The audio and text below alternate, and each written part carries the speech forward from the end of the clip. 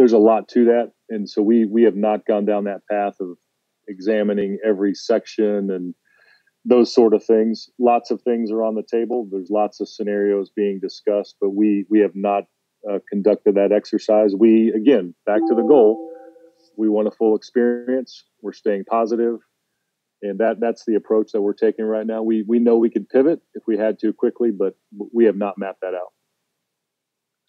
Hey, Ross, have you contacted any other athletic directors to make contingency plans about in case one of the teams on your schedule can't play, maybe filling it with somebody else? So here's the deal on that. I've talked to, so we know the sort of the flashpoints last week was the state of California and the Pac-12. And I talked to both athletic directors at Fresno State and the University of Colorado, and their comments were, we're coming to Kyle Field. Count on us being there. So they plan on playing. Now, what happens is, I wouldn't say contingency plans, but I probably talk to 10 to 20 athletic directors a week or text, depending on the timing of those conversations or text messages. So we all kind of are aware of all the moving parts, but there's nothing that you can really put in writing or have a backup plan yet because there's just too much uncertainty. It's way too early, but we're monitoring, right, the landscape of college football, monitoring fall sports and all those things. And we see the news just like you all do, but nothing has been put in place. And we're just going to stay in dialogue, with my fellow colleagues. Hey, Ross, I know we have a lot of talk about football, but soccer and volleyball are two seasons that should start before that. What is kind of the outlook on those two seasons, and where are y'all moving along on where those might be come time to start getting ready for the season? Yeah, it seems like, we're all focused on football. That's where the attention has drawn to. And we keep forgetting that, oh, by the way, we have 3 other fall sports: cross country, volleyball, and soccer. And volleyball and soccer, they check in about the same time as football in terms of training camp. However, we have early exhibition games, pretty much the middle of August. I can't remember the exact date, but it's 17th or 18th of August, I believe, is our first soccer exhibition game. And same thing would apply. The same type of time frames would apply to those sports. And so we're looking at this holistically with all of our sports, especially the fall sports, that if there is a return to activity, if we could allow our weight rooms to be open on June the 1st, and that's still to be determined, we would look at this for all of our athletic teams, but with particular focus on those fall sports. So that's how we're approaching it, and we're keeping all of our coaches, not just football, all of our coaches involved and included in the conversations. Do you have a timetable for bringing athletes back to campus, and what would that first step be? Right now, we're prohibited through the SEC from any activity until May 31st. And so the question is, what happens on June 1st? We don't have that clarity yet. There's ongoing conversations. We actually have an athletic director meeting here today at 1:30. And there'll be continued dialogue, continued conversation. We're hopeful that we can bring them back. And I say that the term "bring them back" is a little bit of a misnomer, because really what we're talking about is opening up our facilities so that if they choose to come back, they can come back. Bringing them back, I think, is a much stronger term, because that makes it seem like we're requiring them to come back. What we're talking about here is voluntary activity. We want to open up our facilities for voluntary activity because our state has opened up commercial fitness centers. Our university opened up the campus rec center yesterday at 10 a.m. So we want to open up our facilities. So bringing them back, I'm guilty of that too by using that term. It's really about allowing them for voluntary activity. And we have a plan in place. We're ready to engage in that plan once we're given an all clear through the SEC, and we're just having those ongoing dialogue as we speak. Rob, as a follow-up to that, do you guys have a preference? We've heard different dates: June 1st, June 15th, early July. And we're just wondering, when the SEC gets around to make a decision, what will be your preference? And did you have any reaction to the comments from Lincoln Riley last week about players back too soon? Well, as it relates to, too soon, none of us are doctors. None of us are medical experts. We have to follow, their guidance. And the guidance that we're getting is that it will be safe to bring back athletes. It'll be safe to operate our facilities. We can really operate in a manner where we can protect our student athletes inside of our facilities more so than we believe being out in the community. And so that's my comment related to what Coach Riley said, is we believe that it's safe to bring them back. And so my position is, now that our state is open and we know we have the prohibition until May 31st, my stance is that June 1st should be the date. And that's what we're having the dialogue about. And I just think that the later it goes, Coach Riley's right. We do have a window here where we need to get this right, and that's what everybody's focused on. We believe we have the right plan to do that. But I believe that the farther we push it out, in that there is a go-ahead to have fall sports, that we're going to be cramming in their physical conditioning. And you may run more risk of that aspect of it, of trying to cram in conditioning, cram in weight training in a very short amount of time to prepare them. We may force ourselves into an adverse situation that we don't want. So we'd rather ease into it, open early, allow voluntary activity, allow the young men and women to come back on our campus. And so that's the mindset that we're approaching it. Hey, Ross, if the fall seasons were to start and a player or a staffer were to test positive for COVID-19, is there a protocol in place for what you guys would do after that? Right now, the protocol would be exactly how we're handling it in the local communities, right? We know we need more testing, and it's becoming more available. I believe I saw as a country, we tested more people on Sunday than we have since all this started. So testing, the contact tracing, the isolation piece, right? We would follow all of those best practices. That's how we know it at this point in time. The impact of that and how far reaching does it, get on your team would really have to be case by case. And we just don't know that yet. So we would follow the best practices. Obviously our medical staff, our trainers and doctors would be at the forefront of that. But we just don't know exactly how it plays out, how it manifests itself until everybody is brought back together in that environment. And so we're looking at it as following the best practices at this point in time. Ross, following up on that, I'm curious if that happens and say the team let's say it happens in the middle of the season, a team that you're playing this week has that issue, or you guys have that issue, and one of the teams does not want to play. What is the contingency plan that the conference has decided upon or is discussing in an instance where maybe there's a breakout on a team, or there's a team that simply doesn't want to travel to play because of a breakout on one of the teams? Sam, I think that's in that category of we just don't know yet, right? We just don't know what the answer would be. Do you follow, health practices? You have contractual obligations in those contracts. You have sort of force majeure language. We just don't know yet. And the other thing that has been sort of talked about out there is maybe a uniform, testing, policy, if you will. Okay, we're going to test everybody the night before the game. Well, what does that mean? What do you do with those young men? And we're just talking football. What do you do with those young men if 20 of them are positive and you can't suit up your offensive line? We just don't know yet at this point, Sam, exactly all of those variables that would come into play at this point in time. And that has to continue as we go through the summer months.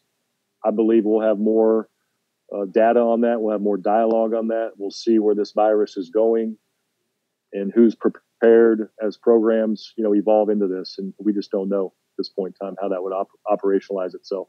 Do you feel like the guidelines that you guys are going to have to play may look similar to, say, what we saw the Major League Baseball safety proposal come out, where players have to sit so far apart, or I guess in a football instance, stand so far apart, things like that. Do you anticipate similar guidelines to what we saw in that report or that proposal? We know that the social distancing is a best practice, and one of the things that as we open up, hopefully open up our weight rooms, is that we would have those type of practices, in play. People keep talking about, herd immunity, right? And so if you have, 120, 125, football student athletes, and they're all around each other, and we're all sort of in a similar community, are we somewhat protected? And do you have to have those socially distant parameters in place? Again, it's one of those things that's evolving. And I don't think we have a clear answer on this is exactly what you should do. I think the key is for all of this, including our fans, is our job is to put in all the risk mitigation parameters and protocols that we can responsibly do. And then we can't live in fear. We can't be paralyzed. And we have to evolve into this and keep learning and understanding while keeping people safe with all those risk mitigation parameters. And that's our principle. That's how we're approaching this. To that question, that'd be something that is yet to be determined until we all really kind of come back together. Ross, is part of the reason you're in favor of a June 1st return to action date because you feel like you'd be able to keep the student athletes safer within your own facilities than if they were going to their local gyms or something along those lines? That's exactly right. We believe that we can screen them we would screen them when they walk in. We know who's around them. We can keep the social distancing. We can stagger it, throughout the days.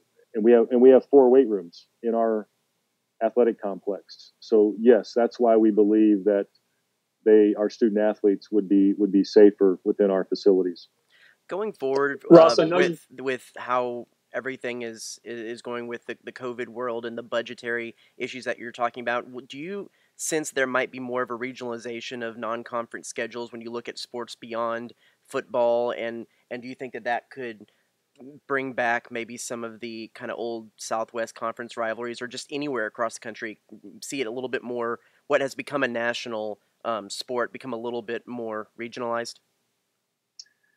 I believe so. I think that's a real possibility. We've seen a little bit of an impact in scheduling. We had an impact in equestrian where somebody was scheduled to come. We had a little bit of a softball impact with some non-conference scheduling. And so that's how you can approach it. Is there's enough teams in this region. Obviously, you've got the Big 12 here in Texas. You've got other conferences. You've got, Louisiana close by. There's lots of opportunities. So yeah, we would take advantage of that if need be. But I think you'll see the group of 5 really look at it first, and then their impact could then affect us. So we've seen a little bit of it, but I do believe that there could be some good regional scheduling that comes out of this. And then as a follow-up to that, do you maybe see that there could be a change in how guaranteed games are paid out, and maybe see more Power 5 teams scheduling home and homes with what might have been guaranteed games, or do you think it's maybe not gotten to that point yet? I don't think it's gotten to that point. Again, I think your football scheduling philosophy needs to really match what your objectives are. And for us, we play in the SEC, toughest division, toughest conference. We have 8 games. We want to be in the playoff, and our formula of scheduling has been proven that it works. We haven't got there yet. That's our goal. We plan to. We know we can. So we haven't had a need or seen a need with the landscape yet to change the philosophy on non-conference scheduling. Ross, I know you plan on having full capacity at Kyle Field in the fall, but let's say if social distancing guidelines are still kind of the recommendation, what backup plans or protocols are you planning to implement to accommodate that? Well, we would really start. You've got 733,000 seats. Last year we sold about 85,000 season tickets, including right around 35,000 student tickets. So that leaves you how many empty seats? If we do the math, about 18,000 empty seats. So you'd really just kind of work with your numbers, work with the great thing about Kyle Field, I'm actually looking out at Kyle Field. That's why I keep looking up, is that we have a lot of room, right? We have a lot of space, a lot of physical space. So you would just start with your infrastructure and analyze it from there. But we would not want to decrease our season ticket base. We would not want to decrease opportunities. Our goal would be to hold tight on that as much as we could. And again, have that full experience. But that's how you look at it, is we have a huge footprint. We have a huge stadium. There's opportunities, but we haven't had to go down that path yet. And would you rethink possibly things like concession stand lines and other things of that nature? Those things are all being thought out right now. Maybe cashless. We're putting in a new point of sale system, and so you're looking, and that would happen before COVID-19. We had to upgrade that system anyway. So looking at all those different things, and all those technologies, and this gives us an opportunity to improve. And so you look at those, you look at the social distancing with lines. One of the things that we had to do with the alcohol policy is right now we have to pour the bottle or can of beer into a cup. That's an SEC policy. And does that need to change now? We're having that conversation, right? So you hold the can, you pour it into a cup, you hold the cup, you give it. So you want to eliminate as many contacts as possible. And those approaches are being studied right now. Good Ross, point, Tyler. There's a Sports Illustrated report, Ross, that tomorrow the NCAA Division I Council is going to hold a vote prior to the SEC holding, y'all's vote on Friday. Does what they decide tomorrow have any bearing on what might happen moving forward? It'll be an element of our discussion at the SEC. Right now, the NCAA allows us to have the 8 hours of virtual activity per week. And so really it's addressing what happens on June 1st, because during summer school, we can have countable activity for several of our sports. So it's really addressing, so it layers in. It may not be exactly fitting, opening up facilities per se that we're talking about in the SEC, but it does layer in as far as countable, in person, those sort of things. Because right now it's just in a virtual setting at the NCAA level. Getting back to the non-conference football games, what would kind of be like the drop dead date? Want to know 100% those teams are coming? That's a good question, Cease. Obviously you got travel, you've got hotels, those sort of things that you've got to, maneuver and things like that. But the first two games, right, are in-state opponents. I would assume both of those programs are busing. Colorado's getting on a flight. Fresno would have to get on a flight.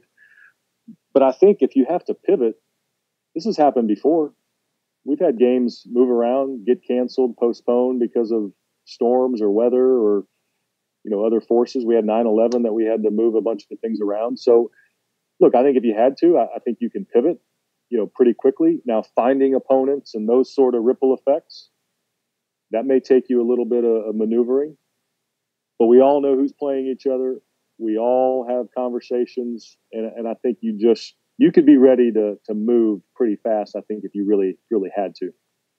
Did that approach from the Colorado and Fresno State athletic directors kind of surprise you, that confidence based on what we heard last week from the California system and so forth? Personally, no, it did not, because I think all of us in college athletics, we're all working with our universities with the plan that things are moving forward. And again, I think it was an article this weekend where I said, every one of our interviews has 2 asterisks and 3 caveats. And so as we watch this interview replayed, 2 months from now, what kind of asterisks are next to what I say? And I think that's what happened last week. Is the Pac-12 conversation was one thing about those, and that got out there. And then you look at the California state system and what they did. But locally, that's where you have to just rely on the word and the confidence of those athletic directors when they tell you that they want to play and they're planning on being here. Piggybacking off of that, Ross, are you seeing after the last couple of weeks or so where there's been a lot more openings, not just in Texas, but around the country. Are you sensing an increased amount of confidence from the other ADs that this season is going to go off in a relatively orderly manner? A lot of confidence. And each day that goes by, we get more, positive data, and that's what we have to go on. We get more positive input from our health experts. So yes, a lot of confidence moving forward, and we need to continue this, right? We still need to do all the practices that are in place. But yes, there seems to be more confidence as the time goes on, as you see universities talk about opening in the fall. I believe it's California, Florida, Texas, even New York talked about starting professional sports, here very soon. In New York and California especially, that's a shift, over the last couple of weeks. So we're starting just to see a lot more positive momentum and a lot more reopenings, not only in our region, but around the country. So those are all positives. How closely will you be monitoring the Colonial, which is really, I guess, the first major sporting event that's going to take place here in about 3 weeks? You know what I'm really focused on, Chip, was the Cornhole competition this past weekend. Did you guys watch that? I mean, that was some riveting action. Cornhole. I'm being tongue in cheek a little bit, but I watched NASCAR on Sunday, and they seem to operate pretty darn well. I watched some of the UFC, fights, and yeah, that'd be a great event. I mean, this weekend we've got Peyton Manning and Tiger Woods and Phil Mickelson and Tom Brady, so that'll be interesting. I think any live sport, we have to watch it. We have to see the protocols. I love the fact that it's going to be in Texas, so that gives us again another sort of confidence point that Mark brought up. So all of those things are positive. So yes, I will be tuning in to the Colonial. Ross, you talked about knowing who's playing who and what days and that sort of thing, and I know you're focused on playing the football schedule as it is right now. Colorado is confident in it, but couldn't help noticing that on the same day you play Colorado, Texas Tech is playing Arizona, another Pac-12 team. If something comes up there, just wondering, have there been even any informal discussions with Kirby Hocutt on a what-if basis that maybe that could be a backup plan if something happens with the Pac-12? No, I have not talked to Kirby about any scheduling. He and I texted maybe a month ago and just, checking in on each other. Hey, how's it going? Hang in there. Let's keep moving forward. Kirby and I have known each other for a long time, but we have not talked scheduling or anything like that. No. Ross, but to your point, Chuck, that's the stuff that you look at, right? You look at all those different things and you just stay on top of the potential. We asked you this a while ago, Ross, but now with Governor Abbott's announcement yesterday that pro sports can return June 1st, have any of the professional sports leagues or teams reached out to A&M about possibly using their facilities if needed? Have not heard from anyone, no. Ross, I'm curious, what's been the discussion about insurance and liability? I guess if an athlete or a staff member were to get sick, how does that get covered from an insurance or liability perspective? So all of our employees of Texas A&M have, the benefit package, health insurance. And then most of our student athletes do have some sort of personal coverage. If not, then we can connect them with getting coverage on their own. And then if that doesn't happen, then the department has a blanket insurance policy that has different, deductibles and things like that. So we would assume their health care through either their insurance program or through our athletic training program if they are a student athlete. So you, as far as you know, you would be able to cover anything like that. I mean, for anything Correct. that you help them find or that they may have or that you guys may have, this would fall. Correct. That's right. Yep. It'd be just like if they were injured or sick or need dental work or whatever during a normal circumstance. Same principles would apply. So back to that cold beer, if people, I know you had mentioned people possibly bringing their own cups or containers, would you still see alcohol being sold in that sense, or is that just details to be worked out? No, we believe that we would continue to sell alcohol. Again, the parameters around it and the touch points and things like that still need to be, worked out. But yeah, we believe if people are bringing containers in, that's probably more for the water piece versus, soda and the alcoholic beverages. And right now, we actually allow people to bring in, empty containers that they can fill up with water. So that's allowed right now in Kyle Field, and those type of things would still continue. Ross, I know some departments, namely, I guess, Kansas, have had some voluntary pay cuts or at least temporary pay cuts. Has anyone approached you saying, hey, this is something I might be willing to do for the time being? We have not had those conversations. We haven't, at this point in time, have to go down that path. Again, all options are on the table, but no one's approached this, and we have not approached anyone either. Okay, guys, anything in wrapping up for Ross? Okay. Maybe when all this is over, we can all grab a cold beer. Brent? Yeah. I'm for it. I know a couple of places in town. Okay. All right. All right. Thanks Ross. Everyone. Thanks, Ross. Everyone. Okay. Thanks, Ross. See you guys soon.